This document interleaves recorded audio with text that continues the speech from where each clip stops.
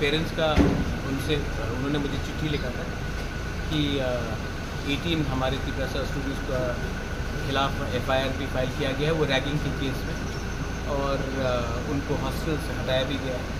तो उसी विषय में मैं प्रिंसिपल से मिलने आया था। I had a talk to the principal, मालूम करने के लिए कि ये एक्शन क्यों और किस लिए किया गया है, और स्टूडेंट्स कोई भी हो, जूनियर हो या सीनियर हो, मैं रैगिंग के पक्ष में नहीं हूँ, लेकिन किसी का करियर भी बर्बाद नहीं होना चाहिए।